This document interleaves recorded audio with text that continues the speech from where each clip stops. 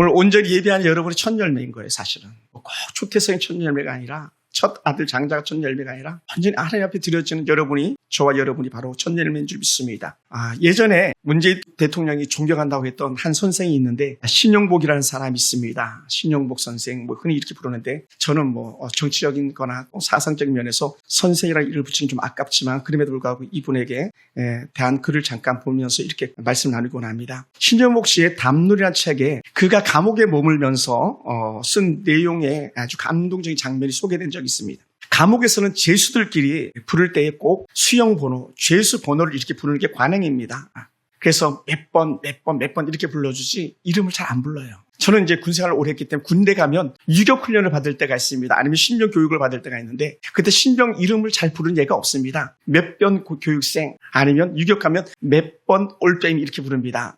예를 들어서 저 같은 경우는 이제 48번이었는데 조교나 교관이 48번 올빼미 도와준비 그러면 어떤 걸 장애물을 넘는 거예요. 그때 이제 저희가 이렇게 답하는 거예요. 46번 올빼미 도와준비 이렇게 하는 거예요. 그러니까 이름은 없어요. 흔히 그렇게 번호만 부르는 것이 군대도 그렇고 또 죄수들이 그랬다는데 이 신영복 씨가 몸담고 있던 그 교도소에는 남다름이 있었던 것 같습니다. 고암 선생이라는 분이 있었는데 이분은 꼭 그 죄수들에게 자네 이름이 뭔가 이렇게 꼭 물어봤대요. 자네 이름이 뭔가. 그러면 죄수들은 자기 이름을 말하니까 아주 불쾌한 거예요. 왜냐하면 그 이름에 걸맞지 않는 모습을 하고 있기 때문에 왜 죄수 이름 부르시 그냥 이름을 물어봅니까? 막 역정을 내는 경우들도 있답니다. 그런데 어느 죄수가 또 이렇게 대답해요. 자네 이름이 뭔가 했더니 내 이름은 응일입니다 라고 그렇게 대답을 하더랍니다. 그러니까 고암 선생이 그 응일의 응자는 응할 응자에다가 일자 혹시 날일 첫 번째 일 한일자를 쓰지 않는가 이렇게 물어보다는 거예요. 그랬더니 맞습니다. 어떻게 그렇게 잘하십니까? 했더니 그 사람이 거기에 대답하지 않고 한마디로 그냥 속을 이렇게 대답을 하더라는 거예요. 아이고 네 집 큰아들이 징역을 와 있고 징역. 이 징역이라는 게 이제 감옥살이를 한다는 말이거든요. 징역을 하면서 이 고암 선생이 혼자 이렇게 말을 하더랍니다. 여러분, 네 집 큰아들이 징역에 와 있고 이라고 들었던 응일이라는 사람이 충격을 받은 거예요. 왜냐하면 그는 자기가 살아오면서 내가 큰아들이라고 생각해 본 적이 거의 없었다는 거예요. 그리고는 그날 밤에는 그가 잠자리를 뒤척이면서 그렇게 혼자 흐느끼기 시작했다. 왜요? 부모를 생각하고 형제들 생각하면서 제대로 장자 노릇을 못한 자신의 모습을 안타까워했겠죠. 여러분, 하나님의 관점에서는요, 첫 번째 너무나 소중합니다. 왜 우리가 다 죄인이 되었습니까? 첫 번째 것 사람된 아담의 죄가 오늘 우리 모두에게 오고 가는 모든 세계대에게 죄가 된 거예요. 첫 번째 첫사람 아담의 죄가. 그래서 이 첫사람 아담의 죄를 해결할 수 있는 유일한 길은요, 죽었다가 살아나실 수 있는 이 생명의 주관자이신 하나님이신 예수님이 부활의 첫 열매로 그렇게 오셔서 우리의 모든 죄를 씻기실 수가 있었던 거예요. 씻기실 수가 있었어요. 그리고 첫사람 아담의 죄는 둘째 사람 예수 그리스도로 인해서 완전한 치유, 완전한 회복의 은혜가 임한 줄 믿습니다. 그래서 예수님을 통치 이렇게 평가하기도 합니다. 부활의 첫 열매가 되었다. 그러니까 부활의 첫 열매가 되신 예수님을 우리 하나님께서 받으신 거예요. 그의 생명을 받으시고 그에게 모든 죄를 뒤집어 씌우시는 바람에 예수 믿는 우리에게는 구원이 된 줄 믿습니다. 할렐루야. 여러분, 야곱은요, 참 복도 많은 사람 중에 한 사람 아닙니까? 무려 아들이 12에, 요즘은 복이 아니겠습니다만 당신은 그게 복이 될 수도 있었어요. 부인이 4명이나 되니 얼마나 풍성했습니까? 야곱의 첫째 아들 장자는요, 르벤이라는 아들이 있었습니다. 르벤. 얼마나 좋았겠습니까? 레아를 통해서 나온 르벤. 아버지는요, 누가 뭐라도 장자잖아요. 장자. 저희 아버님도 또 저희 장인어른도 막 장자하면 껍죽 크셨는데, 이 르벤 역시도 그런, 장자였습니다. 그런데요, 이 루벤은요, 장자 이름값을 못했어요. 우리가 에서도 장자였지만 장자값 못했잖아요. 그래서 이 장자 르벤에 대한 평가를 갖다가 절하하면서 이렇게 표현합니다. 구약 역대상 5장 1, 2절을 보면요, 이스라엘 장자 르벤의 아들들은 이러하니라 하면서 갑자기 르벤의 아들들에서 얘기를 하지 않고 가로 열고 닫고 하면서 하나 팍 치고 들어가요. 막 펀치를 하듯이 치고 가는데 뭐라고 표현했냐면, 그는 장자라도 아버지 침상에 올라가 더럽혔으므로 그 장자의 명분이 이스라엘의 아들 요셉의 자손에게 돌려졌으나, 르벤의 장자 명분이 요셉에로 갔다는 거예요. 요셉에게. 족보의 장자의 명분대로 기록되지 아니하였느니라. 르벤이 장자인데 장자라고 기록되지 않았다는 거예요. 그리고 그 뒤를 이어서 나오는 말씀이 뭐냐면, 유다는 형제보다 뛰어나고 주권자가 유다에게 났으나 장자의 명분은 요셉에게 있느니라. 요셉에게 있느니라. 할렐루야. 어찌 보면 야곱은요, 그러니까 장자가 어찌 보면 3명인 것 같아요. 그냥 껍데기 장자는 르벤인데 외형적 그 축복은요, 11번째 아들 라헬의 아들 요셉이 받아들인 거예요. 그래서 요셉과 그 아들들이 이뤘다 했는데 하나는 에브라임이라는 아들이고 하나는 므낫세라는 아들이 삼촌들과 같은 반열에 이르는 거예요. 삼촌들이 르벤이나 또 다른 어떤 형제들이 이 요셉의 아들들 에브라임과 므낫세 함부로 할 수가 없었어요. 땅을 나눠도 뭘 해도 다 같은 반열에 서 있었기 때문에 그렇습니다. 그리고 또 다른 장자의 명분을 가진 사람이 누구라고? 영적 직분의 장자가 있는데 그 사람이 우리가 잘 아는 유다예요. 그래서 유다의 지파에서 누가 나옵니까? 다윗이 나오고 유다의 지파에서 예수 그리스도가 나오고 할렐루야. 그러니요 여러분 장자 직분 너무 소중히 여기시기 바랍니다. 오늘 여러분이 가지고 있는 믿음의 직분 너무 소중히 여기셔야 됩니다. 함부로 해서는 안 됩니다. 그래서 장자의 값을 하지 못한 르벤은 어찌 보면 참 안타까운 마음이 드는 거죠. 여러분 중에 누가 정말 맏아들 장자가 있습니까? 언니나 오빠나 형, 누나의 직분을 가지고 있는 사람이 있습니까? 그냥 껍데기만 내가 언니인데 내가 오빠인데 내가 누나인데 얘기할 것이 아니라 언니 다움, 오빠 다움, 맏아들 다움이 여러분 가운데 있기 원합니다. 우리 교회 성도들 마찬가지예요. 내가 이 교회 가장 오래 있었는데 그게 전혀 중요한 게 아무것도 아니에요. 내가 가장 오래된 사람이라면 빛바라지 않는 그 은혜, 빛바라지 않는 그 마음, 그 믿음을 가지고 아버지 앞에 영광을 돌린다면 그게 장자인 거예요. 할렐루야. 그 은혜를 빼앗기지 않게 되기 바랍니다. 그래서 오늘 우리는 언니나 오빠나 형이나 누나라도 하나님이 순서 없이 거저 보낸 사람은 한 사람도 없습니다. 다 하나님께 때에 맞게 보낸 것인데 그것을 느끼면서 사명으로 감당하며 사는 사람이라면 그것이 복이 되는데 그렇지 않다면요 그 장자의 직분조차도 다 잃어버리고 마는 줄 믿습니다. 그러면 사랑하는 성도 여러분, 우리는 어떤 상황, 어떤 형편이든지 하나님께 주신 은혜를 가지고 감사함으로 받으시기 바랍니다. 할렐루야. 옆에 사람에서 합시다. 당신이 바로 장자였군요. 우리 가끔 우리 지옥수 집사님 그런 말 하셔요. 언니 아이가 언니, 네가 언니 아이가 막 그러는데 언니면요 언니스러움이 있어야 되고요, 오빠면 오빠스러움이 있어야 되는 거예요. 우리 대은이는 뭐 외아들이니까 장자잖아요, 그죠? 대은이 오빠 목사님 봐요. 장자야 장자. 좋은 아들 되기를 축복합니다. 좋은 아들. 양 집사님 장자잖아요, 그죠? 좋은 아들 되시기 바랍니다. 우리 김장 집사님 막내시잖아요, 그죠? 복도 많은 거예요. 왜냐하면 형 누나에게 언제든지 떼쓸 수 있으니까. 그럼에도 교회에서는 우리 집사님 장자 아닙니까? 좋은 은혜 직분 지킬 수 있게 되기 바랍니다. 오늘 우리는요 농경사회에 살지 않습니다. 우리나라 농사로 연명하는 게 자급자족하는 게 5%도 채 안 된다고 말하니까 농경사회는 아닙니다. 그럼에도 불구하고 우리는 꼭 기억해야 될 것이 있다면 농경사회에서 느꼈던 그 감사와 그 감격이 오늘 우리 가운데도 그대로 지켜지기 원합니다. 그것이 뭐냐? 첫 열매라는 거예요. 첫 열매. 첫 이삭. 레위기 23장 10절과 11절을 보면요, 이스라엘 자손들에게 말하 일을 하면서 첫 이삭 한 단은 제사장에게로 가져갈 것이오라고 말했어요. 첫 이삭 한 단은 제사장. 그러니까 모든 첫 것은 제사장에로 가져가는 이유가 뭐냐? 그래서 하나님께 올려드리기 위함이라는 거예요. 첫 번째 것은 하나님 것. 그래서 제가 예전에 한번 설교한 적이 있었잖아요. 담임 목사 처음 나갔을 때에 담임 목사 처음 살을 받았으니까 하나님 내가 담임 목회자 첫 살을 받았습니다. 첫 이삭입니다 하면서 하나님께 다 예물을 올렸다 그랬잖아요. 우리 하은이도 그랬고 우리 하영이도 그랬어요. 이삭 하나님께 다 올려줬어요. 첫 월급 하나님 것입니다 하면서. 그건 하나님의 것이었기 때문에 이스라엘 백성들에게 첫 이삭은요 너무나 소중한 거예요. 그래서 그걸 하나님께 올려드리는 것이죠. 또 출애굽기 오늘 읽었던 본문에서 뭐라고 표현했냐면요, 이스라엘 중에서 처음 난 모든 것을 거룩히 구별하여 돌려라라는 거예요. 처음 너무 좋으니까 그래도 하나님 처음 것은 내가 갖고요 두 번째 것 드릴게요 이게 아니라는 거예요. 옛날에 우리 신앙의 어머니 아버님들이 오래전 2대 3대를 거슬러 올라가면 그래요. 첫 아들 너는 하나님의 것이다 하면서 하나님 자녀 삼았던 일들이 있어요. 그게 목회자죠, 목회자. 할렐루야. 그런 중에 한 사람이 누구예요? 성경에 나오잖아요. 가장 대표적인 사람이 우리 성경 박사님 사무엘이죠. 사무엘. 여러분 얼마나 기다렸겠습니까? 그 아들을 떼굴떼굴 흘러가면서 술천연처럼 기도하면서 얻었던 아들인데 한나와 엘가는 담대하게 이 아들요 하나님 것이에요 그러잖아요. 첫 아들. 그래 하나님께서 그에게 계속 자녀들을 더 주셔야 딸도 주고 아들도 주고 계속 그러잖아요.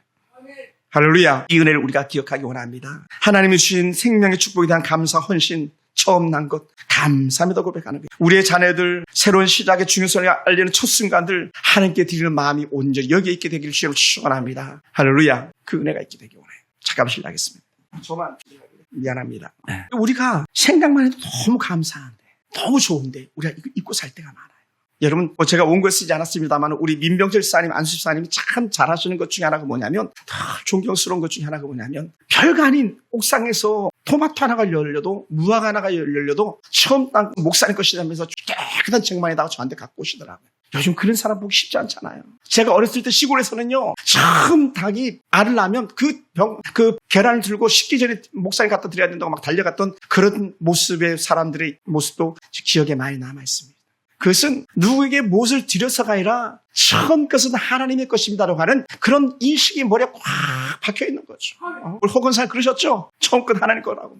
그렇게 살아. 농경사에서 첫 이삭을 얻을 때는요, 사실 생각해보면 첫 이삭을 얻기까지는 어찌 보면 우리나라 보릿고개처럼 쌀도 떨어지고 다 떨어지는 거예요. 그러니 빨리 농사만 져라, 거두기만 해라, 내가 먹을 수 있다, 이렇게 생각해야 되는데, 노, 스톱. 그게 아니고, 내가 지금 배가 고파도, 내가 지금 덜 가졌어도, 이건 하나님 것이라고 단호하게 구별한다는 거. 이거는 보통 은혜가 아닐 수가 없습니다. 사랑하는 성도 여러분, 열매만 그렇겠습니까? 오늘 우리에게 허락하는 첫 수입이라든지, 첫 시간이라든지, 첫 재능이라든지, 그 모든 것이 다 하나님의 자녀의 것이라는 거예요.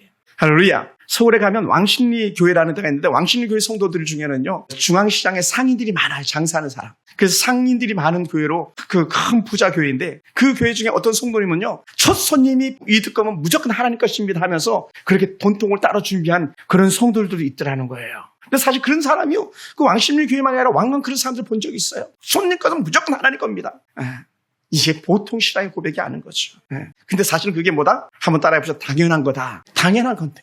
워낙 안 하니까 당연한 게 아닌 것처럼 돼버린 그런 시대 속에 우리가 살아가고 있는 거지. 여러분, 우리의 첫 시간, 우리가 받은 첫 재능들 다 하나님의 것이에요. 우리의 자녀들 다 하나님의, 전부 하나님. 우리가 무엇을 자랑하겠습니까? 다 하나님. 첫 월급이나 첫 성과를 하나님께 드리는 감사가 전적인 신앙 고백인 줄 믿습니다. 하루의 시작을 하나님께 드리는 것, 기도와 묵상이 하나님께 들려지는 것, 그 영적인 풍성함을 누리는 축복의 통로가 되는 줄 믿습니다. 할렐루야. 새로운 재능이나 기술을 배운 이래도 그 기술이나 재능을 가지고 하나님께 전부 올려드린다면 그 최고의 축복이 되는 줄 믿습니다. 저는 그렇게 살고 싶고요. 저는 우리 자녀들이 그렇게 되기 원하고요. 우리 성도들이 그렇게 되기를 원합니다. 할렐루야. 하나님을 위해 사용한다면 우리에게 적용되는 맥주 감사절의 기쁨, 맥주 감사절은 감사로 채워질 줄 믿습니다. 우리의 자녀들을 하나님 주신 기업의 열매로 생각한다면 자녀들을 우리가 함부로 대할 수가 없는 거예요. 왜? 우리 자녀들은 하나님의 것이다. 다 하나님의 것이다. 만약에 장자 남편을 모시고 사는 우리 사모님이 계시다면, 그런 성도들이 계시다면 우리 남편은 하나님의 것이다. 그 마음 가지고 산다면요, 남편을 함부로 대할 수가 없는 거예요. 어찌 남편에게 함부로 말할 수 있고 함부로 행동할 수 있습니까? 절대 그럴 수 없습니다. 물론 남편만이 그런 것이 아니라 아내도 그렇습니다. 모두가 그렇습니다. 그래서 우리는 하나님의 영적 관점에서 보면요, 믿음의 사람은요, 모두가 다 구원받아 하나님의 장자의 반열에 이르는 믿습니다. 그리고 우리는 다 그들을 아끼고 사랑하고 귀히 여겨야 되는 줄 믿습니다. 왜요? 하나님이 우리에게 맡겨놓은 것일 수도 있기 때문에 그렇습니다. 그러면서 성도 여러분, 첫 이삭, 첫 열매라는 것은요, 새로움이에요. 그래서 우리는 새롭게 주어진 것에 대해서 감사하는 거예요. 맏아들은요, 처음 준 것입니다. 새롭게 주신 것입니다. 그래서 맏아들은요, 이미 하나님께서 지명했습니다. 쟤는 내 거야. 초태생, 저 짐승은 내 거야. 첫양 저것은 내 거야. 이렇게 다 지명을 했습니다.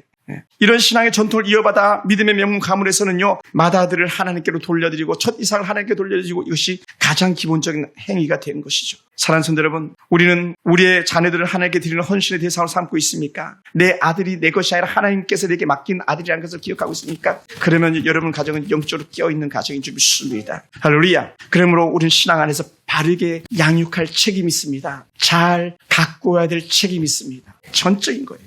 하나님께 감사할 수 있다면 그 만남들도 풍성해야 될 거예요. 자식과 또 이웃과 모든 이들의 만남 자체도 다 하나님께서 예비한 사람들을 여긴다면요, 그 만남이 풍성해지는 거예요. 함부로. 그러므로 저는 이렇게 고백하고 싶었어요. 첫 열매, 철전 하나님 중심의 신앙 고백이다. 철전 하나님 중심의 신앙 고백. 왜 그러냐? 이 첫 열매를 하나님으로 올려드릴 때에 또 다른 것이 계속 채워지며 기쁨을 누릴 수 있기 때문이다. 우리의 빈자를 채우신 하나님의 은혜. 가나안에 들어가서 그들이 얻은 전부는 다 하나님께서 주신 은혜라는 것을 고백하는 거냐? 첫 열매에서 고백하는 거거든요. 사랑하는 성도 여러분, 약속한 가나안에서 수확하는 것은요, 이방 나그네 삶이 청산된 결과물인 거예요. 그들은 매일매일 매 순간 나그네 삶 40년 또 다녔고, 그렇게 오랜 세월을 애굽에서 약 400년 이상의 종사를 했던 그런 민족 아닙니까? 그런데 우리가 자유를 맛보면서 가나안에서 그 복을 누렸다는 거, 이건 감격인 거예요. 감격. 얼마나 그 감격이 크겠습니까? 인생의 나그네에서 안정된 생활을 한다는 거, 이건 놀라운 축복입니다. 우리나라도 가끔 그런 단어를 쓰긴 하는데, 생애 첫 주택, 이런 단어 쓰잖아요. 생애 첫 주택. 평생에 처음으로 자기 집을 갖는 거예요. 이 감동은요, 말할 수가 없는 거예요.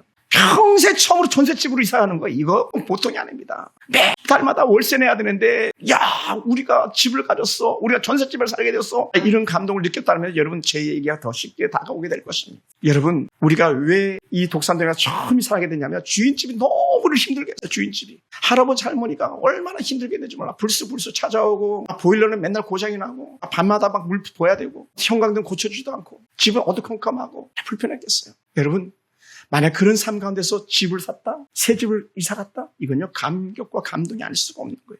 여러분 떠돌이 이스라엘 백성에게 가나안은요 땅에서 맛보는 천국이었었거든요. 종살이 하면서 금류 아닌 금류를 받아가면서 살던 그들, 또 광야에서 40년 동안 하나님이 주시지 않으면 먹지도 마시도 못했던 그 생활들 속에서 우리 손으로 일한 것을 우리가 먹을 수 있게 되었다? 이거는요 감동 그 자체인 것이죠. 여러분 오늘날 얼마나 많은 비정규직이 있습니까? 직장 생활하는데 비정규직, 언제든지 말 한마디만 하면 끝나야 되고 계약 기간 끝나면 직장을 떠나야 되는 그런 심정이 있는데 정규직 얼마나 좋습니까? 수년 전에 드라마 미생이란 드라마 그런 거 아니었습니까? 미생 드라마의 미생은요 비정규직이었거든요. 언제든지 후 불면 날아가야 되는, 아무리 똑똑하고 아무리 일 잘해도 너 계약 기간 끝났으면 끝나는 거예요. 근데 정규직이 된다? 이건요 보통 축복이 아닌 거죠. 그러니 여러분 하나님 앞에 온전한 것으로 계속 소득을 얻을 수 있고 들을 수 있다. 이건 정말 감사한 일인 줄 믿습니다. 할렐루야. 사도 바울은요 이렇게 고백한 적이 있어요. 고린도전서 15장 10절에 보면 나의 나 된 것은 하나님의 은혜로 된 것이다. 이렇게 고백했어요. 나의 나 된 것은 하나님의 은혜다. 전적인 하나님의 은혜다. 할렐루야. 그래서 내가 나 된 건 하나님 은혜야. 여러분 오늘 우리가 이 사도 바울의 고백처럼 은혜가 아닌 것이 어디 있습니까? 하나님 은혜로 모든 것 받은 거 아니겠습니까? 전적인 주의 은혜 아닙니까? 그런데 뭘 우리가 자랑하겠습니까? 내가 받은 월급 가지고 우리가 어떻게 거만할 수 있습니까? 거들먹거릴 수 있습니까? 내가 내 집이라고 어떻게 함부로 말할 수 있습니까? 후보면 다 날아가 버리는데. 여러분 며칠 전에 일어났던 시청 앞 사고 신한은행 그 본점이 신한은행이 그 바로 인근에 있거든요. 제가 가본 적도 있습니다만. 제가 아는 집사님도 거기서 본 적 있으니까. 거기서 진급했다고 막 직원들이 둘러앉아서 신나게 막 회식하고 나오다가 그렇게 어떤 한 사람에 의해서 9명이 목숨을 잃게 될 줄 누가 알았겠습니까? 차라리 진급 안 하니만 못한 거였을지도 모르잖아요. 그 가족들 입장에서는 그렇지 않겠습니까? 오늘 우리는 하나님 앞에서 안심하고 살 수 있는 데 아무 데도 없습니다. 그러니 우리는 오늘 이 순간도 철저하게 겸손하면서 우리는 하나님의 은혜가 필요합니다. 우리 하나님의 돌보심이 필요합니다. 이 고백이 나와야 되는 거예요. 그러면 절대 교만할 수가 없습니다. 절대 교만할 수가 없어요. 내가 돈 더 가졌다고, 내가 뭐 좀 더 잘한다고 절대로 교만할 수가 없는 거예요. 왜? 전부 은혜뿐이기 때문에 그렇습니다. 예? 미국의 독립기념일이 수일 전에 지나갔는데 미국 독립기념일에도 얼마나 많은 총기 난사 사건들이 일어났습니까? 다문화국이 가지고 있는 것이 단점이 그런 거예요. 언제 어떤 사람이 들어와서 살 수 있을지 모르는 거예요. 수많은 사람이 총격에 죽어나가는 거예요. 시청 앞 사건은 아무것도 아니에요. 예? 여러분 어제도 연일 중국의 홍수 사태 얘기했잖아요. 뭐 두 번째로 큰 어떤 강과 댐이 무너지기 시작했다고, 제방이 무너졌다고 이런 얘기하잖아요. 여러분 우리가 안전하다고 말할 수 있는 데는 단 한 곳도 없습니다. 그 장마와 아울서 토네이도가 불어가지고 또 중국에 쓰러고 지나갔다 그러잖아요. 안전한 데 없습니다. 그런데 우리가 어찌 교만할 수 있겠습니까? 절대로 그럴 수 없습니다. 할렐루야. 한번 따라서 하나님 앞에 철저히 겸손하자. 그리고 감사하자. 아멘. 그러므로 사랑하는 성도 여러분, 첫 열매를 드리는 것은요 최고 드리는 신앙의 고백이라고 저는 말씀드리고 싶습니다. 열매를 기다렸던 농부가 첫 열매를 올려드리는 것, 가축을 기다렸던 농부가 첫 가축을 갖다 하나님께 올려드리는 것, 자식을 기다린 부모가 첫 아들은 하나님의 것입니다 하면서 하나님의 아들로 키우는 그 기쁨, 그 누구도 함부로 헤아릴 수가 없는, 본성적으로 우리는요 내 것을 먼저 챙기게 되어 있습니다. 본성적으로 우리는요 내 것을 먼저 입에다가 넣게 되어 있습니다. 본성적으로 우리는 내가 내일 위해서 먼저 뒤에다 빼돌릴 수밖에 없는 그런 본성이 우리 가운데 남아 있습니다. 그것을 저는 이렇게 평가하고 싶었어요. 동물적 본능이라고요. 동물적 본능 혹은 동물적 감각 이런 표현도 쓸 수 있겠죠. 그런데 그게 아니에요. 신앙인은요 자기 본능을 뛰어넘는 거예요. 자기 본능, 자기 감성을 뛰어넘는 거예요. 내가 화난다고 내 화를 다 표현할 수가 없는 거예요. 내가 슬프다고 내 슬픔을 다 표현할 수가 없는 거예요. 이게요 자기의 감성을 뛰어넘는 거거든요. 똑같아요. 내 것이 먼저가 아니라 하나님 것이 먼저라는 생각. 그래서 미국의 아시아 퍼시픽 대학교의 그 신앙 고백처럼 하나님 먼저, 아주사 대학의 그 고백 하나님 먼저가 나오는 거죠. 먼저 하나님 것. 네. 예수님께서 산상수훈을 통해서 뭐라고 말씀하셨습니까? 마태복음 16장 19절부터 21절에 이렇게 말씀하신 적이 있습니다. 너희를 위하여 보물을 땅에 쌓아두지 말라. 오직 너희를 위하여 보물을 하늘에 쌓아두라. 내 보물이 있는 그곳에는 내 마음도 있느니라. 내 보물이 어디 있니? 내 마음이 어디 있니라. 내 보물이 있는 곳 거기에 내 마음이 있지 않니라. 그러니까 이스라엘 백성들은요, 철면 열매는 하나님의 것입니다라는 그 마음이 어디에 가 있는 거예요? 하나님께 가 있는 거예요. 하나님께. 그리고 얼마나 감사합니까?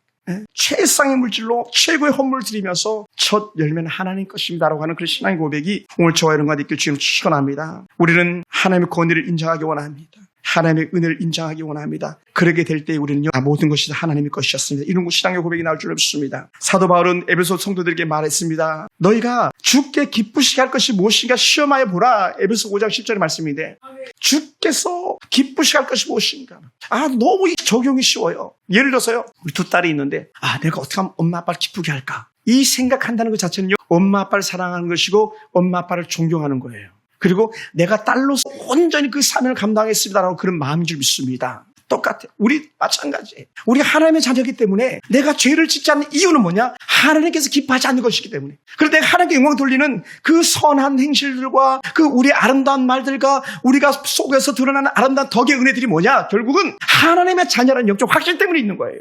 그러니 함부로 할 수가 없는 것이죠. 그러니 사도 바울이 주께 기쁘시게 할 것이 무엇이가 시험해보라고 하는 그런 영적 은혜 말씀까지 하지 않았나 생각됩니다. 사실요, 우리는 에베소 성도들보다 나은 것이 없어요. 에베소 성도들보다 우리는 더 안락한 삶을 누리고 있습니다. 더 평안하게 신앙생활을 하고 있습니다. 우리는 그 어떤 사람들보다 더 행복하게 하루를 살아가고 있습니다. 그러다 보니 그 당시 에베소 교회 성도들은요, 생명의 위기, 굶주림의 위기, 또 언제 잡혀 죽어갈지 모르는 그런 환난 속에서 살면서도 불구하고 그래도 너희는 하나님 생각해야 돼. 그래도 너희는 하나님 생각해야 하는 사도 바울의 권면 듣고 마음을 하나님께 돌이켰거든요. 오늘 저와 여러분의 풍성함 속에서도 여전히 같은 은혜가 있기 원합니다. 다시 하나님을 생각하는 은혜가 우리 가운데 있게 되기 원합니다. 사랑하는 성도 여러분, 그래서 오늘 우리의 모든 일을 하나님을 기쁘시게 하며 우리의 말과 행실이 하나님을 기쁘시게 하며 우리의 모든 삶이 하나님을 기쁘시게 하는 그런 은혜가 있게 되기 원합니다. 결국은 우리는 하나님의 사람들이기 때문에 그렇습니다. 그래서 하나님께 가장 귀한 것을 드린다는 것 자체는 하나님이 내 유일하신 하나님입니다. 내 앞에 다른 신을 두지 말라 했던 거기에 아멘하는 신앙이 하나님을 위하는 것이죠. 여러분, 남편이나 아내를 정말 사랑하면요, 남편에게 아내에게 뭘 줘도 아깝지가 않습니다. 물론 다 그럴 수 없겠습니다만 정말 아내를 사랑하면요, 더 주고 싶고요. 남편을 사랑하면요, 더 좋은 거 주고 싶고요. 할렐루야. 자식은요, 말할 것도 없고요. 사랑하는 성도 여러분, 하나님을 향하여 내 생명을 줘도 아깝지 않다고 하는 것이 진정한 신앙의 고백이었던 것이죠. 그로 첫 열매, 그것은 아까운 것이 아니라 당연한 것이었던 거죠. 한 해의 소득에 감사하는 맥주 감사절이나 이 추수 감사절의 은혜는요, 전적 하나님에 대한 신앙의 고백인 줄 믿습니다. 그것은 다름이 아니라 감사의 흔적을 발견하는 거예요. 그럼 우리는 이 7월 첫째 주는 참 좋은 것 같아요. 전반기를 매듭 지으면서 1월부터 6월까지를 매듭 지으면서 하나님께서 이런 감사들을 주셨구나 찾아내는 시간이 맥주 감사절이고요. 11월 드리는 이 추수 감사절, 빠르면 10월일 수도 있겠습니다만 이 추수 감사절은 하나님께서 하늘을 어떻게 인도해 주셨구나, 혹은 내 인생을 하나님께서 이렇게 인도해 주셨구나라고 하는 전적인 감사의 은혜 고백인 줄 믿습니다. 할렐루야. 사랑하는 성도 여러분, 그럼 우리는요, 다 감사밖에 없는 거예요. 다 감사밖에 없는 거예요. 첫 열매만이 하나님 것이 아니라 모든 것이 하나님의 것이었기 때문에 감사하는 거예요. 그래서 하나님의 은혜 흔적은요, 전적인 감사뿐인 거예요. 오죽했으면 시편의 기자가 다른 신에게 예물을 드린 자는 괴로움이 더할 것이라고까지 고백했겠습니까? 우리의 마음을 다른 곳에 빼앗긴다, 하나님이 아닌 것에 빼앗긴다, 이건 전적인 하나님에 대한 신앙 부정이거든요. 어떤 것에 세속에 헛된 것에 중독된다, 하나님에 대한 부정인, 예배의 우선시보다 예배의 소홀함이다, 이건 하나님에 대한 부정적인 거거든요. 우리는 하나님 감사합니다. 이 고백이 우리 가운데 있기 원합니다. 날마다 최고의 헌신, 최상의 신앙 고백이 저와 여러분 가운데 있기 원합니다. 찬양과 아름다운 은혜의 경배가 다 하나님에 대한 신앙의 고백에서 나오는 줄 믿습니다. 사랑하는 성도 여러분, 저는 예전에 고등학교를 졸업하고 첫 월급을 타서 부모님에게 붉은 네일을 사다 드린 적이 있었습니다. 우리가 자랄 때에 우리 김기수사님이나 우리 김현수 권사님 그 나이 때는 첫 월급 타면 무조건 빨간 네일을 부모님께 선물해서 부모님이 오래 살게 하신 것에 대한 그 신앙의 고백이었어요. 감사의 고백이죠. 신앙의 고백이 아니라 감사의 고백이죠. 부모님 잘 키워줘서 고맙습니다. 그래서 내가 이런 월급 받아와서 이런 선물을 가져왔습니다라고 하는 그런 고백이에요. 그 다음부터 모든 월급은 당연히 부모님께 드리는 거였지만 요즘이나 되니까 자네들이 통장 같지, 저희 때는요, 저희가 통장 갖지 못해서 다 부모님께 갖다 드렸죠. 그대로. 집사님 그러지 않았어요? 봉투채로 갖다 드렸죠. 조지사님도 그랬어요? 봉투채로? 김기수 지사님, 그죠? 봉투채, 엄마 아빠랑 같이 살지 않으면 할 수 없지만 같이 살면 봉투채로 갖다 드린 거예요. 어디 내 봉투가 있어요? 없었어요. 왜요? 키워준 것만 해도 감사한데, 그리고 모든 것이 부모님 손에 있어 이끌림 받는데, 이렇게 생각했던 것들이었죠. 사랑하는 성도 여러분, 누가 장자입니까? 누가 장자처럼 하나님을 섬기는 사람입니까? 또 때로는 누가 장자의 직분이 있고 르벤처럼 행동하는 사람이 있습니까? 자기 이름 속에 장자의 사명, 장자의 책임이 있는데 그것을 잊고 살아가는 사람이 누가 있습니까? 자신에게 준 좋은 영적인 직분이 있는데 그 직분을 함부로 하는 사람이 누가 있습니까? 두 번 다시 그렇지 않게 되기 원합니다. 직분에 걸맞는 신앙의 고백, 직분에 걸맞는 삶의 열매들이 오늘 우리 삶 가운데 드러나기 원합니다. 그것이 오늘 맥주감사절에 다시 한번 생각해보는 시간이 됐으면 좋겠습니다. 하나님이 가장 귀하게 여기는 여러분이 장자가 아니겠습니까? 그리고 하나님께서 받으실 만한 향기로운 제물 되기 원합니다. 하나님께서 받으실 만한 향기로운 예물로서 하나님께 올려드리는 그런 신앙의 고백들이 여러분 가운데 있기 원합니다. 내 인생의 주인이 내가 아닌 하나님임을 날마다 인정하는 그런 은혜가 오늘 우리 가운데 있기 원합니다. 그래서 초보신앙에서 성숙한 그리스도인의 모습으로 살아가기 원합니다. 이것은 오늘 우리들만이 아니라 초대교회 성도들이 가졌던 공통적인 과제였었어요. 너희가 신앙의 초보를 버리고 전에는 단단한 것을 먹지 못했는데 이제는 단단한 것을 먹으라 했는데 그것이 신앙의 성숙함과 성장의 열매를 말하는 것이었거든요. 오늘 우리는 이 맥주감사절을 통해서 그래 내가 장자인데 내가 그걸 잊었네. 내가 맏아들이었는데 그것을 잊었네라고 하는 그런 시간, 돌이킴의 시간 되기 원하고 아버지 앞에서 여러분에게 주신 직분과 사명을 회복하는 그런 은혜가 우리 가운데 있기 원합니다. 그래서 조금 일부가 아니라 모든 것이 하나님 것입니다라고 하는 하나님을 인정하는 신앙이 저와 여러분 가운데 있기 원합니다. 그랬을 때 하나님께서는요 우리에게 땅의 기름진 복과 하늘의 신령한 것을 약속하셨습니다. 그러면서 이 땅에 살면서 천국의 기쁨을 맛보며 살아가는 우리가 되길 원하신 하나님입니다. 사랑하는 성도 여러분, 우리 그렇게 살아야 되지 않겠습니까? 제사장 나라 삼으시려고 애굽의 첫 장자들 다 죽이셨던 그 하나님, 이스라엘을 제사장 삼으시려고 애굽에서 생명 있는 초태생을 다 죽이셨던 그 하나님의 은혜 때문에 우리가 구원받았는데 우리가 무엇인들 못 드리겠습니까? 무슨 시간인들 못 드리겠습니까? 무엇인들 못 하겠습니까? 우리는 하나님의 거룩한 자녀입니다. 여러분이 천 열매인 줄 믿습니다. 기도하겠습니다.